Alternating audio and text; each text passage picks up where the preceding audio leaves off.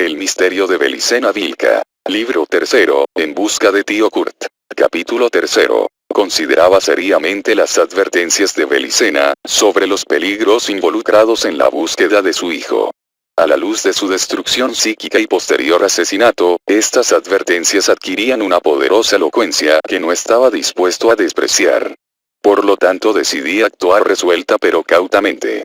Ya había conseguido toda la información policial posible sobre el caso y casi no albergaba dudas de que los misteriosos asesinos de Belicena fueron los inmortales Vera y Birsa. La totalidad de las evidencias del crimen así lo indicaban. Solo seres como ellos podrían haber ingresado en esa celda herméticamente cerrada y ejecutarla ritualmente. Y la más llamativa de esas pruebas la constituía la cuerda enjollada. Era evidente que el oro de España, de las medallas, procedía de Tarsis, de las antiguas minas de Tartesos, y que el cabello teñido con lechada de cal, de la cuerda, pertenecía a las infortunadas Blayas Tartesías, aquellas que fueron asesinadas por Vera y Birsa cuando salvaron la espada sabia y con cuya sangre los inmortales habían escrito la sentencia. El castigo para los que ofendan allá, provendrá del jabalí.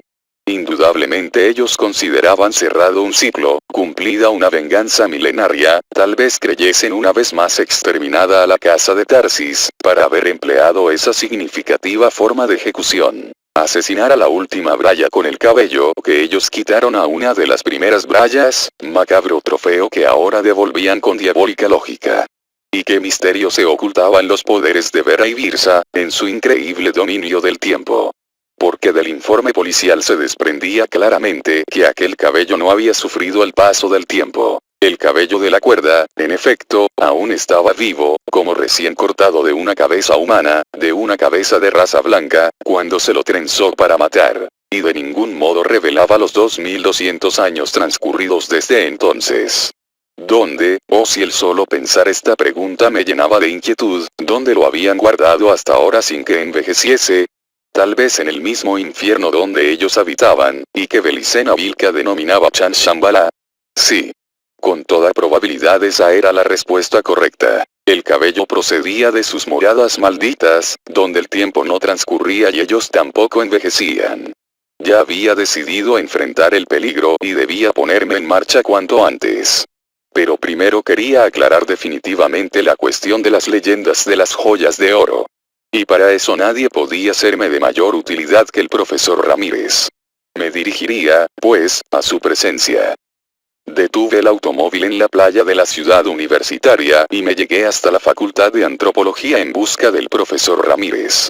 Se encontraba muy ocupado, efectuando una traducción, pero me atendió con cortesía. ¿Qué le trae nuevamente a verme, doctor Signagel? ¿Otro delirio quechua de sus pacientes? Se burló. No, profesor, esta vez se trata de lenguas no americanas. Hallé dentro de un viejo libro, un papel con este dibujo, mentí fríamente, y quise consultarle sobre sus inscripciones. Le alargué el dibujo que hiciera sobre la siniestra joya de oro. Relampaguearon los pequeños ojos grises, y por un instante pareció que iba realmente a interesarse. Pero enseguida volvió a adoptar el aire lacónico que lo caracterizaba. Nada podía afectar al viejo erudito, admirado por las universidades de medio mundo. Es la más grotesca combinación lingüística que he visto. ¿Se trata de una broma, Signagel? Preguntó con desconfianza. No sé. Así, tal cual lo encontré, se lo traje, dije sin exagerar demasiado. Pues si no lo es, lo parece. Hebreo y celta. Vamos, Arturo. ¿O es una broma o se trata de algo muy pero muy serio? Por lo pronto la palabra vi es el famoso tetragramatón, nombre de Dios de 4 letras, de nefasto poder según los cabalistas y que se lee más o menos y, siendo las H letras que pueden adoptar el sonido de la eta, griega, es decir, semejante a la castellana. En cuanto a Hiv, su traducción es Binah y significa inteligencia. Pero no cualquier inteligencia sino la inteligencia suprema, la inteligencia de Dios, justamente la inteligencia de Elohim. Para la cábala hebrea, Binah es uno de los 10 sepiroto aspectos del Dios Uno. Cuán familiares y llenas de sentido me resultaron entonces aquellas explicaciones del profesor, al situarlas inevitablemente en el marco de la carta de Belicena Vilca y su terrible muerte. Pero el profesor continuaba. La fraseada Así de Drao y Mac HWSH, es, sin dudas, celta antiguo o algunos de sus múltiples dialectos. La lengua celta evoluciona, a partir del árbol indoeuropeo, en dos ramas. Una, continental, dio el galo. La otra, insular, se dividiría a su vez en dos subramas. Primero, el goidélico o irlandés antiguo, madre del irlandés y del gaélico escocés. Y segundo, el britónico, que dio el bretón, el galés y el córnico. Le diría que estas palabras pertenecen al irlandés antiguo, tal como aparece en las sagas El Canto de Marsin o en los poemas del bardo Taliesin, escritos en el siglo V. Es curioso, Marsin, en Gales Mirdin, y deformado en lenguas germánicas Merlín, era druida, al igual que Taliesin, y justamente en la frase que usted me ha traído se alude a los druidas. Draui quiere decir druida en celta. La frase completa sería Victoria al divino druida, hijo del jabalí, según el siguiente vocabulario. Ada igual Victoria. Aeside igual divino. Draui igual druida. Mac igual hijo. HWSH igual jabalí. Mi querido doctor Arturo Signagel, el profesor me miraba fijamente. ¿Qué sabe usted sobre los druidas? La pregunta no me tomó de sorpresa, pues yo mismo estaba pensando a gran velocidad en ello, desde el mismo momento que el profesor completó su traducción. Sé muy poco, dije. Que formaban una especie de casta sacerdotal entre los antiguos celtas. Que practicaban la magia y la adivinación, creo que estaban reputados como sabios y que a pesar de su origen pagano, poseían una moral nada desdeñable. Todo cuanto sabía sobre los druidas, o golem, procedía de la carta de Belicena Vilca, y mi opinión sobre ellos, como es natural, no podía ser peor. Sin embargo, ignoraba el concepto que le merecían al profesor Ramírez y trataba de no comprometerme condenándolos categóricamente. Pienso que desaparecieron con la conversión de los celtas al cristianismo, concluí inocentemente. El profesor sonreía burlón. Siéntese Signagel que vamos a charlar, se levantó y, luego de cerrar con llave la oficina, hurgó durante unos minutos en la nutrida biblioteca privada. Escogía libros aquí y allá, resoplando de satisfacción cuando encontraba alguno que se había resistido más de 30 segundos. Al fin, tomando una carpeta colgante de un archivo, se acomodó en su sillón. Vea doctor, comenzó el profesor con tono grave, le seré franco. Si hubiese sido otro el que me traía ese dibujo, sin dudas lo habría echado a patadas. Pero conociéndolo a usted, que es una persona seria, le confiaré mi pensamiento, pues algo me dice que atrás de este ingenuo dibujo hay otra cosa. Sonreí ante la certera intuición del profesor. Para comenzar recordemos que la mejor etimología parece ser druid, palabra que se descompone en dru igual cosa en sí o tal cosa y vid igual conocer, lo que vendría a dar conocer las cosas en sí. El druida sería entonces el que conoce las cosas profundamente, pero una acepción más antigua los llama el que conoce la verdad. No debe sorprenderse, Arturo, de saber poco de ellos, pues a pesar que el druidismo era una institución entre los celtas antiguos y muchos escritores clásicos los mencionaron, su origen y doctrina permanecen en el más oscuro misterio.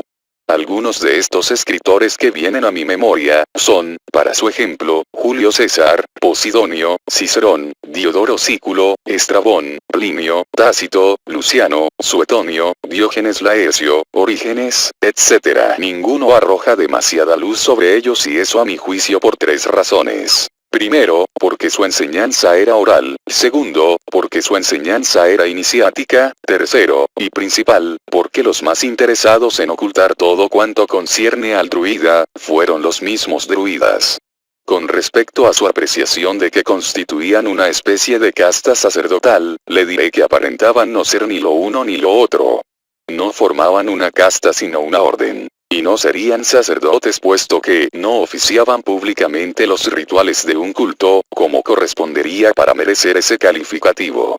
Sin embargo, el hecho de que no oficiaran un culto en público no significa que no lo poseyeran y practicaran secretamente, en la espesura de los bosques, cerca de las construcciones megalíticas milenarias que ellos adaptaban para tal fin. Sí, doctor Signagel. Acierta usted en este punto. Los druidas eran sacerdotes, y de la peor especie que se haya registrado en la historia de la humanidad. También cree usted que eran sabios y tendrían una moral nada desdeñable. Pues, sobre su sabiduría hay pocas dudas ya que detentaron todos los aspectos del saber celta.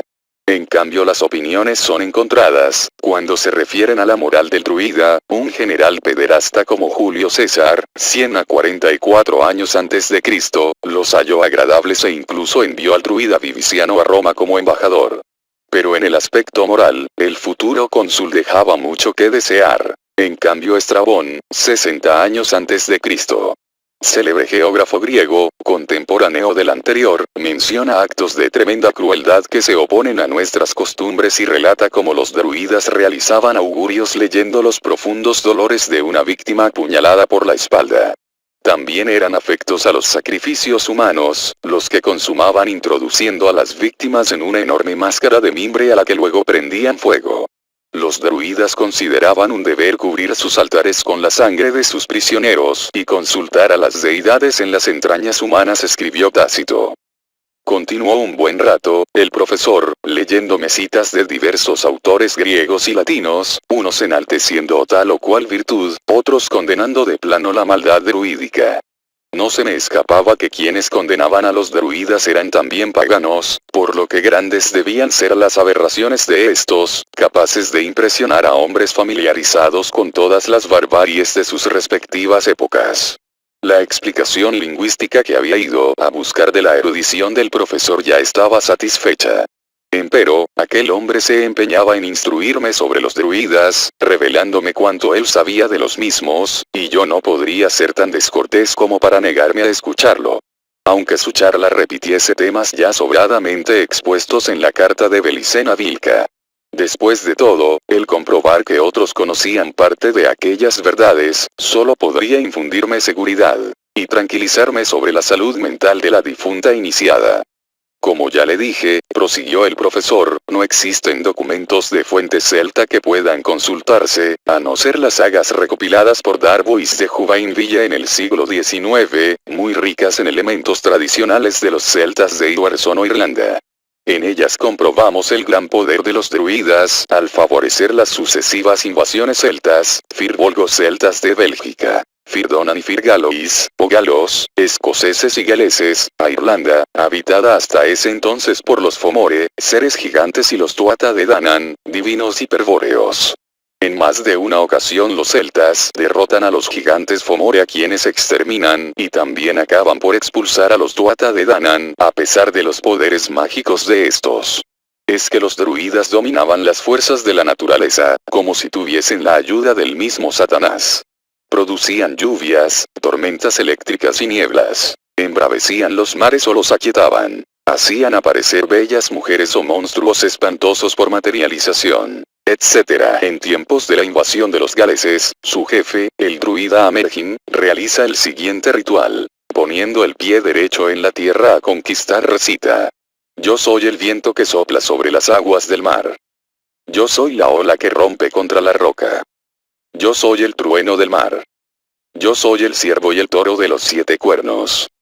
Yo soy el buitre en la barranca. Yo soy la lágrima del sol. Yo soy la más bella de las flores. Yo soy el jabalí salvaje e intrépido. Yo soy el salmón en el lago. Yo soy el lago en la llanura. Yo soy la voz de la sabiduría. Yo soy la lanza que se empuña en la batalla. Yo soy el dios que exhala fuego en la cabeza. Y el druida Amergin pronuncia luego las siguientes 7 preguntas. ¿Quién ilumina la asamblea en la montaña? ¿Quién denuncia los días de la luna? ¿Quién señala el lugar donde se hundirá el sol? ¿Quién trae el toro de la casa de Petra, el dios del mar, y lo aísla? ¿A quién sonríe el toro de Petra? ¿Quién destruye las armas de piedra de colina en colina? ¿Quién hace todos estos prodigios sino el Fili? Invoca, pueblo del mar, invoca al druida, para que pueda conjurar el hechizo para ti. Pues yo, el druida, que ordené las letras del alfabeto sagrado Ogam, yo que doy la paz a los combatientes, me aproximaré a la fuente de los duendes, en busca del hombre dócil, para que juntos podamos realizar los hechizos más terribles. Yo soy un viento del mar. He aquí, Arturo, el poder del verbo mágico de estos druidas Fili igual bardo. Las fuerzas desatadas con el poema panteístico precedente, permiten ganar una posterior batalla contra los divinos Tuatha de Danann, quienes poseían carros voladores y rayos de la muerte, pero eran completamente impotentes frente a la magia negra de los druidas. El profesor explicaba vivamente entusiasmado, pero yo me había quedado pensando en el octavo verso de Amergin donde dice: yo soy el jabalí salvaje e intrépido. No podía dejar de relacionarlo con la leyenda de la joya nefasta, Victoria el divino druida hijo del jabalí. Se lo hice notar al profesor. A eso iba, Arturo. Los principales símbolos del druida eran dos: el jabalí y el trébol de 4 hojas que usaban bordado en su túnica blanca. Entre los celtas el jabalí y la osa simbolizaban respectivamente, el poder del druida y el del guerrero. Algunos eruditos, como René Guénon, pretendieron equiparar estos dos símbolos de poder con las castas de los brahmanes y de los kshatriyas de la India, es decir, de los sacerdotes y guerreros, considerando el profundo significado que el jabalí y la osa tienen en la tradición indoaria. Pero esto es un error, pues los druidas jamás formaron una casta, ni hubo castas entre los celtas, y porque el sentido dado al jabalí, símbolo hiperbóreo antiquísimo, por ellos, estaba teñido con un materialismo que no posee ni remotamente en el Rig Veda, donde figura como la tercera de las 10 manifestaciones de Vishnu en el actual ciclo de vida o Manvantara. Es como si los druidas hubieran invertido el sentido del símbolo dando al jabalí, expresión del poder espiritual primordial propio de la función regia, una representación del poder temporal actualizado que es característico de la función sacerdotal. Sobre el antiguo y, hasta hoy, secreto misterio del jabalí y la osa hay mucho para hablar, pero nos apartaríamos de nuestro tema. Volvamos mejor a las sagas recopiladas por Juvainville. Como es sabido, los druidas impusieron a los celtas el alfabeto Ogam de 20 signos, 15 consonantes y 5 vocales, llamado Vedluisnion, por sus 3 primeras letras B, L, N. Pues bien, Dr. Signagel, el eminente mitólogo Robert Graves sostiene que el poema del druida Amergin ha sido deformado en las sucesivas transcripciones profanas con el fin de ocultar su sentido esotérico, pero que el mismo se hallaba originalmente relacionado no solo con el alfabeto sagrado Vedluisnion, sino con el calendario de árboles que empleaban también los druidas. Naturalmente, para que la canción de Amergin coincida con el alfabeto sagrado, es necesario transponer sus versos de esta forma. Dice el druida, la voz de Dios. Letras del Ogam y árboles del mes. Yo soy el ciervo y el toro de 7 cuernos. B. Ved/Abedul, 24, 12, 20, 1. Yo soy el lago en la llanura.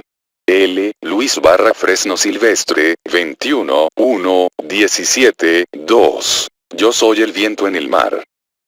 N. Nión/Fresno, 18, 2, 17, 3. Yo soy la lágrima del sol. F. Frearm/Liso, 18 de marzo de 2004. Yo soy el buitre sobre el abismo.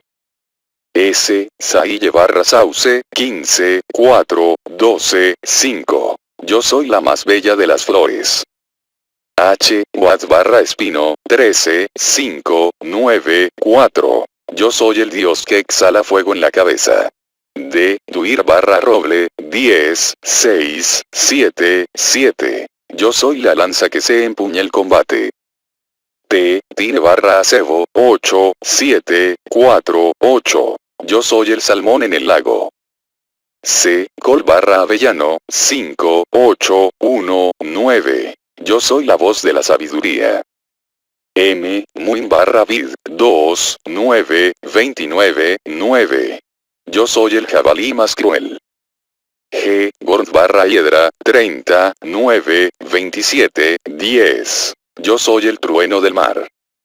NG. Getal/Caña, 28, 10, 24, 11. Yo soy la ola del mar. R. Ruiz/Sauco, 25, 11, 22, 12. ¿Quién sino yo conoce los secretos del dolmen de piedra no labrada? 23 de diciembre. En su libro La diosa blanca, Robert Graves expone una síntesis sobre el significado de cada mes del calendario druida de árboles. Sobre el mes de la hiedra, que corresponde a la letra G, Gort, dice lo siguiente. G, el mes de la hiedra, es también el mes del jabalí. Set, el dios solar egipcio, disfrazado de jabalí, mata al Osiris de la hiedra, amante de Isis. Apolo, el dios sol griego, disfrazado de jabalí, mata a Adonis, Tuatamus, el sirio, el amante de la diosa Afrodita. Finn McCall, disfrazado de jabalí, mata a Diarmuid, el amante de la diosa irlandesa Graine. Un dios desconocido, disfrazado de jabalí mata a Ameo, rey de Arcadia y devoto de Artemisa, en su viñedo de Tegeaí, según el Ganat Busame, jardín de las delicias, nestoriano, el Zeus cretense fue muerto del mismo modo. Octubre era la estación de la caza del jabalí, y también la estación de las orgías de las basárides o vacantes enguirnaldadas con hiedra. El jabalí es el animal de la muerte y la caída del año comienza en el mes del jabalí. La función del druida queda bien resumida en el poema Los despojos del abismo, donde Taliesin dice: soy bardo, soy guía, soy juez. Bardo era el druida dedicado al arte y la música. Guía era el obate, druida dedicado a la ciencia. Juez era el druida de Acht, es decir, druida hechicero, mago, habilitado por su poder para influir sobre los reyes celtas e imponer su ley. Fíjese, Arturo, qué extraño y contradictorio suena que el legislador de un pueblo no sea miembro racial de ese pueblo y sin embargo sea aceptado voluntariamente por ellos. Porque los druidas no eran celtas, a pesar de todos los intentos por falsificar la historia que se han hecho en este sentido. Quizás un poco de luz sobre esto se obtenga considerando el descubrimiento del manuscrito frisón Era Linda. En este documento, escrito en runas, se cuenta la antigua historia del pueblo frisón, que al parecer es un remanente de la Atlantia, una colonia atlante situada en el norte de Europa, frente a Gran Bretaña hace unos 5000 años. No se trata de la Atlántida legendaria, mencionada por Platón, la cual habría existido 12.000 años atrás. Pero como esta, Atlantia también sucumbió a un cataclismo. El profesor abrió la carpeta colgante y luego de hojear cientos de fotocopias, entre las que reconocí los manuscritos del Mar Muerto, facsímile editado por la UNESCO, extrajo un folio escrito en lengua rúnica, que era la copia de lo Era Linda. Junto, había una traducción al inglés hecha y comentada por Robert Scrupton en 1977, titulada De Oter Atlantis. De este último texto leyó, ante mi curiosidad, lo siguiente. Las implicaciones de lo Era Linda son que algunos refugiados de la hundida Atlantia alcanzaron el área general de los Países Bajos y Dinamarca, poblados ya por colonos atlanteses por lo menos desde el año 4000 años antes de Cristo.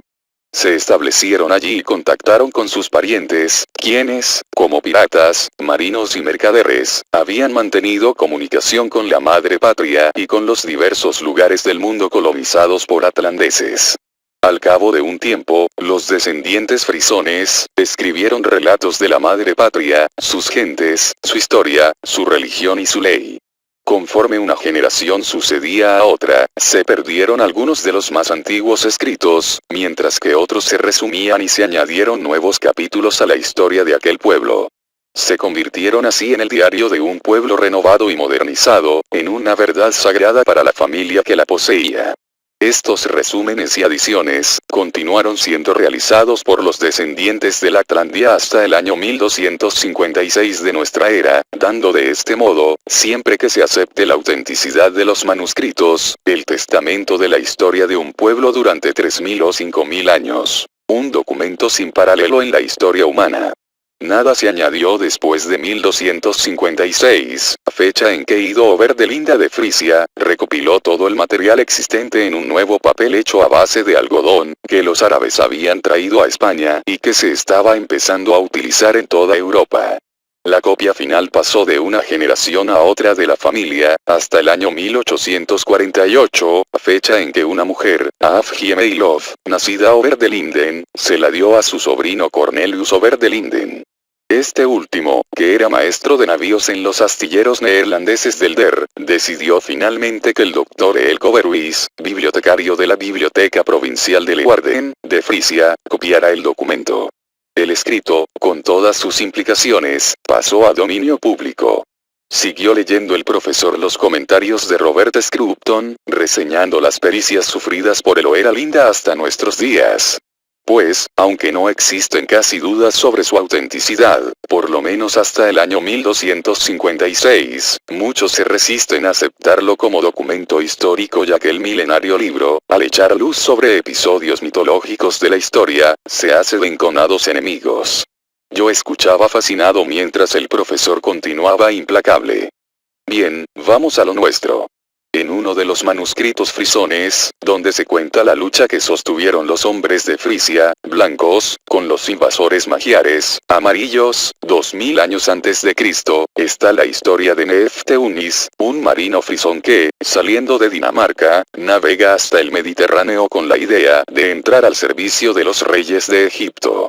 En la parte más al norte del Mediterráneo, dice Eloera Linda, hay una isla cercana a la costa. Llegaron allí y pidieron comprarla, sobre lo que se celebró un consejo general. Se pidió el consejo de la madre, y ella deseaba verlos distantes, por lo que no vio daño en ello. Pero cuando después vimos el error que habíamos cometido, llamamos Marsella, a la isla. Enseguida se verá la razón que tuvimos. Los golem, nombre que recibían los sacerdotes misioneros de Sidón, habían observado que la tierra estaba escasamente poblada, y alejada de la madre. Le aclaro, Arturo, que tanto en Eloera Linda, así como en numerosas sagas tradicionales nórdicas, se utiliza el término madre para denominar, genéricamente, a las sacerdotisas del culto del fuego. Con el fin de causar una impresión favorable, los golem se llamaban a sí mismos en nuestra lengua seguidores de la verdad, pero mejor se hubieran llamado quienes no tienen la verdad o, más brevemente, Trimeden, como después los llamó nuestro pueblo marinero. Cuando estuvieron bien establecidos, sus mercaderes cambiaron sus bellas armas de cobre y todo tipo de joyas, por nuestras armas de hierro y cueros de bestias salvajes, que eran abundantes en nuestros países nórdicos. Pero los golem celebraron todo tipo de fiestas viles y monstruosas, que los habitantes de la costa promovían con sus lascivas mujeres y su dulce vino envenenado. Si alguno de nuestro pueblo se conducía de forma que su vida estaba en peligro, los golem le proporcionaban refugio y lo enviaban a Fonicia, es decir, Palmland, Fenicia. Cuando se había establecido allí, le hacían escribir a su familia, amigos y conocidos diciendo que el país era tan bueno y la gente tan feliz que nadie podía formarse una idea de él. En Gran Bretaña, colonia penal atlandesa, había muchos hombres pero pocas mujeres. Cuando los golem supieron esto, llevaron muchachas de todas partes y se las dieron a los británicos por nada. Pero todas esas mujeres servían sus propósitos de robar niños a W.R. Alda, para dárselos a los falsos dioses. En Eloera Linda se denomina W.R. Alda, a Dios. Pero este dios frisón es alternativamente, en los antiguos relatos, ora el demiurgo Jehová Satanás, ora el incognoscible dios hiperbóreo.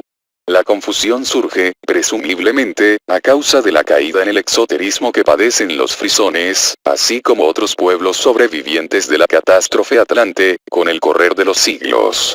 Sobre esta parte de Eloera Linda, comenta Robert Scrupton. Druiden, o Druviden, puede considerarse el origen del nombre druidas, mientras que golem es otra forma de galli, vale decir, los gauls de Fenicia. Como ve, amigo Arturo, este increíble documento hace retroceder en muchos siglos las noticias sobre los druidas, que ahora serían los que no tienen la verdad, haciéndolos provenir de Medio Oriente, lo que confirma la presunción que siempre existió sobre su origen no celta. Faltaría saber ahora. ¿Me está escuchando Arturo? Yo había quedado paralizado minutos atrás, precisamente cuando el profesor leía Eloera Linda y pronunció la palabra golem. Los encarnizados perseguidores de la casa de Tarsis, a quienes Belicena Vilca denominaba los golem, eran definitivamente druidas. Eso yo ya lo sabía porque estaba implícito en la carta. Pero allí el profesor me demostraba que ello no constituía ningún secreto, que existían documentos e información suficiente sobre aquellos malditos sacerdotes. Solo mi ignorancia de la historia, y de los personajes más oscuros de la historia, había causado la sensación de extrañeza que experimenté cuando leí la carta y conocí las intrigas y los planes de los golem. A punto estuve más de una vez, y ahora me arrepentía de ello, de dudar de la cordura de Belicena, de negar la fantástica realidad de los golem. Sí, profesor, le escucho, respondí temeroso de ofenderlo. Faltaría ahora, repitió pacientemente, saber si realmente se trataba de fenicios, pues en esa época, Sidón era una ciudad portuaria, tremendamente cosmopolita. Comprendía el interrogante que planteaba el profesor, pero no me interesaba por el momento profundizar en esa dirección, habida cuenta de todos los detalles aportados por Belicena sobre el origen hebreo de los golem. En cambio, una pregunta diferente pugnaba por salir de mi garganta. Debía conocer qué sabía el profesor sobre la actualidad de los golem. Profesor Ramírez, disculpe si lo interrumpo, pero ¿hay druidas en esta época? Pregunté con vehemencia. Suspiró resignado el viejo profesor. Usted me hace una pregunta muy concreta y trataré de responder en idéntica forma. Pero entienda que no es fácil y deberé ponerlo sobre otros antecedentes para que pueda juzgar, por sí mismo, la validez de mi respuesta. Porque si bien hay sociedades celtistas y autores dedicados al estudio del druidismo, solo se trata de historiadores o diletantes y no de verdaderos fili. La verdad habrá que buscarla, entonces, en otra parte.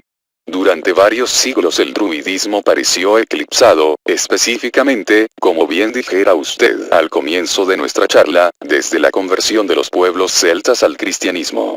Esta conversión es bien temprana, pues San Patricio convierte a Irlanda al catolicismo entre los años 432 y 463. Los pueblos celtas de las Galías estaban en esa época bajo el dominio de dinastías germanas, las que abrazaban en todos los casos el cristianismo arriano, doctrina elaborada por el obispo Livio Arrio en 318 y condenada por herética en el concilio de Nicea de 325. El padre Llorca, en su monumental manual de historia eclesiástica, dice que, según Arrio, no hay más que un solo Dios, eterno e incomunicable. El verbo, Cristo, no es eterno, sino creado de la nada. Por tanto, verdadera criatura, mucho más excelente que las demás, pero no consubstancial con el Padre. Por consiguiente no es Dios. Esta doctrina atentaba contra el misterio católico de la Trinidad, por lo que fue ferozmente combatida por los romanos papas. Sea como fuere, lo cierto es que en la conversión de la nobleza arriana al catolicismo, sucumbió el pueblo celta que debió aceptar el nuevo dogma, como anteriormente había aceptado el arrianismo, es decir, por imposición. El reino visigótico de España, se vuelve católico de la noche a la mañana en el Concilio III de Toledo de 589, con la conversión del rey Recaredo por parte de San Leandro. Pero el paso definitivo para la catolización de la Galia céltica, ya lo había dado el ignoto rey Franco Clodoveo, quien al convertirse en el año 496, se transforma en un instrumento de la Iglesia para la conquista misionera.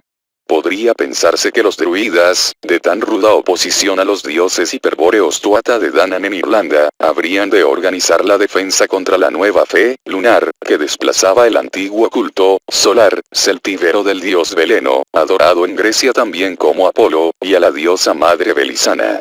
Pues nada de eso aconteció, ya que los druidas aconsejaron al pueblo la conveniencia de abrazar el cristianismo y ellos mismos se hicieron cristianos. Druidas cristianos, sabios en las leyes ocultas de la naturaleza material, poseedores de una ciencia secreta demoníaca. ¿Cree usted que se habrían convertido al cristianismo subyugados por esta religión? El profesor me miraba intensamente. Tal como usted plantea las cosas, respondí, estas conversiones me recuerdan a las de los marranos, o sea esos judíos, que forzados a elegir entre hacerse católicos o morir aceptaron lo primero, simulando practicar la nueva fe durante años, o siglos si consideramos que hay familias marranas que aún hoy, viven una doble vida, pero conservando el rito y las costumbres judías en secreto. Bien doctor Signagel. Bramó el profesor, justamente a eso me refería, a una conversión fingida como la de los judíos marranos. Si usted considera la pregunta que le hacía antes, al leerle el texto de Loera Linda que sitúa a los druidas como oriundos de Sidón, en Fenicia, comprenderá que hay otras similitudes sospechosas. El profesor no dejaba de sorprenderme con su agudeza, planteando las cosas de tal modo que, como en los diálogos de los sofistas griegos, las respuestas brotaban espontáneamente en el interlocutor del filósofo. Sí, afirmé, fingiendo sorpresa por las consecuencias que adivinaba. La relación resulta innegable, profesor. Judíos y druidas provenían de Medio Oriente. Acompañé el comentario asintiendo elocuentemente con la cabeza. Este gesto estimuló al profesor a continuar y, mientras agitaba briosamente en una mano el libro El misterio de los templarios, decía en tono convincente. El gran celtista Louis Charpentier, autor de este libro y defensor a ultranza de los Golem y los templarios, lo confirma con investigaciones fundamentadas. Los druidas se refugian en la Iglesia Católica. La oportunidad la brinda San Benito, personaje de gran sabiduría y santidad, que al fundar la orden benedictina con una regla, ora et labora, que enaltece el trabajo y la oración, impulsa a la misma al salvataje de la cultura griega y romana, amenazada de muerte por la decadencia del Imperio Romano, la barbarie, y la ignorancia increíble de los papas. El punto de contacto se produce con San Columbano, un fili de Irlanda dedicado enteramente a convertir los pueblos celtas a la religión católica. Louis Charpentier no puede ocultar su admiración por la infiltración druídica, cuando dice: San Benito había muerto en el 547, 7 años después del nacimiento de San Columbano. Benito había conservado el tesoro clásico para la cristiandad. A esta misma cristiandad, San Columbano le iba a hacer entrega del tesoro celta. San Columbano era un cristiano de Irlanda, país que había abrazado muy pronto el cristianismo, sin las imposiciones más o menos brutales de los emperadores romanos, ni las de los bárbaros que se decían romanos, como había sucedido en todos los países celtas de pasado druídico. Puede decirse, sin incurrir en error, que los cristianos de Roma y los de Clodoveo, hicieron desagradable el cristianismo en las Galias. Irlanda no conoció a Roma ni a los bárbaros, y eso explica esa aceptación del cristianismo sin brusquedades. Tampoco se conocen muchas cosas sobre los druidas, pero su facilidad para aceptar una cierta forma de cristianismo, parece situarles espiritualmente muy cerca de aquel. Nada de la nueva revelación les ha extrañado. Ni la unidad divina, ni un Dios no creado que engloba el universo en todas sus formas, ni la divinidad en 3 personas, ni un Dios nacido de una virgen, ni el Dios encarnado, ni el hombre divino crucificado, ni la resurrección, ni la inmortalidad del alma que ellos ya predicaban. San Benito, en sus últimas horas, gritaba: veo a la Trinidad y a Pedro y a Pablo y a druidas y a santos. Todo el pueblo celta, tras los druidas, se precipitó hacia el cristianismo. Irlanda, que había escapado a la conquista romana y luego a las conquistas árabes, permaneció cristiana, pero si puede decirse así, druídicamente. Indudablemente el profesor Ramírez sabía apoyar sus argumentos con los textos más adecuados, pensé con admiración.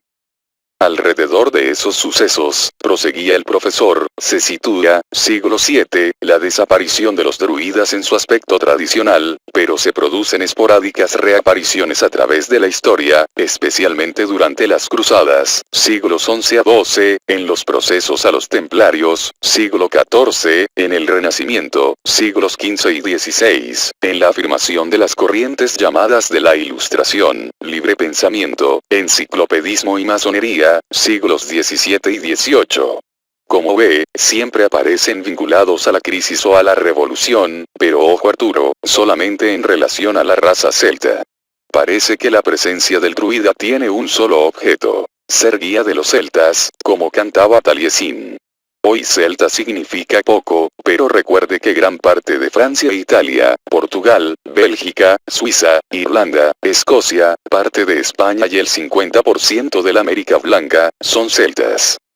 A esta altura de la conversación, o monólogo debería decir, ya que el profesor con su precisión no daba lugar a interrupciones, yo estaba profundamente impresionado. El profesor Ramírez sabía sobre el asunto mucho más de lo que me había imaginado al comienzo de la conversación. Decidí continuar con el juego y simular mayor asombro. Para actuar con convicción trataría de llevar el diálogo a un terreno concreto. La gran conspiración judía mundial puedo comprenderla perfectamente, profesor, dado que el objetivo declarado por rabinos o simples hebreos de todos los tiempos, es el dominio del mundo y el sometimiento de la humanidad al pueblo elegido por Jehová. La Israel celeste, dice el Talmud, tiene como destino de gloria reinar sobre los pueblos gentiles. Pero ¿qué objetivo persiguen los druidas perpetuándose a través de los siglos para dirigir secretamente a los celtas, mediante su ciencia maldita? No un objetivo imperialista, pues los celtas jamás tuvieron imperio, sino que establecían confederaciones de tribus o pueblos cuya decadencia comenzó con la campaña de las Galías realizada por Julio César. Tampoco un objetivo que implicara algún tipo de beneficio espiritual para los celtas, pues, ya no lo dudo, los Fili están impulsados por algún fin perverso. ¿Por qué lo hacen, Dios mío, por qué? Traté de plantear el interrogante lo mejor que pude al profesor Ramírez. Se quedó pensativo un largo minuto y luego, con gesto de desaliento, respondió. No lo sé, doctor Ciegnagel, me llamaba alternativamente Arturo o doctor Ciegnagel. Solo puedo conjeturar algo. Pero tenga presente, esto es solo una conjetura. De ninguna manera podría probarlo. Le diré lo que pienso, pero jamás lo repetiría fuera de esta oficina y de este momento. Contuve la respiración por temor a que el profesor callara. Sabido es que el poder financiero judío comienza a desarrollarse a fines de la Edad Media, cuando los orfebres en metales preciosos, casi siempre judíos, vistos en la obligación de construir cámaras de seguridad para guardar el oro y la plata de los señores feudales y nobles, comienzan a efectuar préstamos a interés, utilizando como garantía estos depósitos ajenos. El primer paso fue emitir un documento, reconocido por todos, como elemento de pago, verdadero papel moneda que permitía comerciar sin necesidad de efectuar pagos en metálico. Desde luego que este descubrimiento fue rápidamente adoptado y utilizado a discreción por grandes comerciantes y prestamistas, al estilo del mercader de Venecia que tan brillantemente retratara Shakespeare. Pero, el secreto del enriquecimiento, estaba sin duda en la usura, verdadero origen de la banca. En el siglo XVII ya hay suficientes bancos judíos en el mundo como para asegurar a estos una buena porción del poder. El siglo XVIII, por poner un ejemplo, ve la ascensión de la casa Rothschild, familia judía dueña de la banca del mismo nombre, de nefasta actuación hasta el siglo XX. Todo esto es historia conocida, pero lo que quiero significar es que, obtener el control de los medios financieros, lleva inevitablemente a una lucha por el control del Estado. Y al fin de la Edad Media, cuando comienza esta historia, el Estado es la Iglesia Católica, razón por la que, entre los siglos XV y XX, la lucha por el poder iba a enfrentar en muchas ocasiones a la Iglesia Católica y al gran Kaal judío. Estos enfrentamientos, a veces feroces, deberían haber acabado con uno de los bandos, si en el curso de los siglos algo así como una mano invisible no hubiera intervenido siempre para conciliar a ambos oponentes. Estudie, Arturo, la historia y verá con claridad lo que le digo. Cuando surge el conflicto por un lado, sea que lo inicie la Iglesia o los reyes católicos o la Inquisición, etc., contra el poder judío, o por otro lado, sea que la conspiración hebrea lanza la revolución, la masonería, el marxismo, etc., contra el poder cristiano, allí aparece un elemento moderador, suavizador del conflicto, evitando la lucha inminente, diluyendo las tensiones. Este elemento, brazo ejecutor inconsciente, es el celta. Pero atrás del celta está el verdadero instigador, el golem, el fili, el druida, con su poder increíble. Sé que pensará que no estoy en mis cabales, Arturo, y no puedo probar esta conjetura fantástica que apenas me atreví a formular. El profesor me miraba turbado. Era evidente que temía haberse excedido y por eso sus ojos trataban de taladrar mi cerebro. Y sin embargo, a pesar de sus prevenciones, sus hipótesis se quedaban cortas frente a la magnitud de los planes Golem que denunciara Belicena Vilca en su carta. Era cierto, tal como lo comprendiera el profesor, que los Golem mediaban entre la iglesia y la sinagoga. Pero no era menos cierto que ellos perseguían un objetivo más ambicioso: la sinarquía universal y el gobierno mundial del pueblo elegido. No pude menos que sonreír al contemplar el rostro preocupado del erudito. Eso lo tranquilizó. A través de un profundo análisis histórico, continuó sin dejar de observarme, muchos han supuesto que un secreto enlace vincula los distintos vértices de poder del mundo y se ha afirmado la existencia de una secta supersecreta que podría ser la masonería, la Bnai Brit, masonería judía, la Comisión Trilateral, etc., o cualquier otra organización de ese tipo, a la cual pertenecerían todos los hombres que detentan el poder. Esta hipótesis es demasiado gigante para mí. En cambio, lo que puedo asegurar, basándome en muchos años de investigación histórica, es que entre dos grandes colosos, la Iglesia Católica y la Sinagoga, existe una impía vinculación oculta para llevar a cabo el fin inconfesable del poder mundial. Y esa impía vinculación se da a través de los druidas. Aquí está parte de la verdad. Casi gritó el profesor, señalando el dibujo de la joya. ¿Pero qué es este papel? Nada, ninguna prueba, solo un dibujo sin sentido hallado por un alumno, pero que encierra el secreto de algunas fuerzas que mueven el mundo. Creo advertir, a partir de sus argumentos tan significativos, que ha respondido usted afirmativamente a mi pregunta, dije cambiando de conversación y dispuesto a no revelar nada sobre el crimen de Belicena Vilca. Debo, pues, inferir que existirían hoy día los druidas. Mi apreciado doctor Signagel, esa pregunta tal vez esté destinada a ser respondida por usted mismo. Yo le he dado suficiente información y solo me resta asegurarle que la investigación histórica, a menos que aparezca otro era linda o se abra la biblioteca privada del Vaticano, no arrojará nada nuevo sobre los druidas, afirmó categóricamente. ¿Por qué? Pregunté, esta vez con verdadera sorpresa. Por una razón muy sencilla, pero inexplicable, doctor Signagel, dijo el profesor con sorna, casi deletreando mi apellido alemán. Porque entre 1939 y 1945 batallones especialistas de las Waffen-SS, cuerpo de élite alemán, vaciaron Europa de los pocos documentos que había sobre los druidas. ¿Para qué podrían querer los SS esa información? Pregunté con desconfianza, pues no me gustaba el rumbo que tomaba la conversación. Eso no se supo nunca con seguridad. Durante esos años se creía que la documentación era llevada al más importante centro de entrenamiento de las SS, el castillo de Wewelsburg, en Westfalia, donde había una biblioteca especializada en religión y ocultismo de más de 50.000 volúmenes. Pero al finalizar la guerra, parte de este valioso material y el círculo restringido de las SS, unos 250 hombres superentrenados y supersecretos, se evaporó como por encanto. Usted sabe, me decía el profesor con mirada cómplice, todas esas historias sobre refugios ocultos, el grupo Odessa, patrañas. Sí, asentí con un gesto y miré el reloj. Eran las 20:30. Calculé que llevábamos 5 horas reunidos y sentí vergüenza de abusar de ese modo del precioso tiempo del profesor. No hay por qué disculparse, Arturo, decía el profesor ante mis excusas, ha sido una charla de mi agrado, en la cual he recordado con usted algo de lo que, en otros tiempos, hubo también de preocuparme a mí. En ese día de verano solo quedaban, en la facultad, el sereno y el personal de limpieza. Salí en compañía del profesor Ramírez y le acompañé hasta una de las casas docentes que habita, dentro mismo de la ciudad universitaria. Y nunca más volví a verlo. Que el incognoscible guíe su espíritu hacia el origen, o que Wotan lo conduzca al Valhalla, o que Fría le muestre la verdad desnuda de sí mismo, que su corazón se enfríe para siempre, que conquiste el Bril y posea la sabiduría que tanto buscó durante su vida. Y, por sobre todo, que consiga huir de la venganza de Vera y Virsa.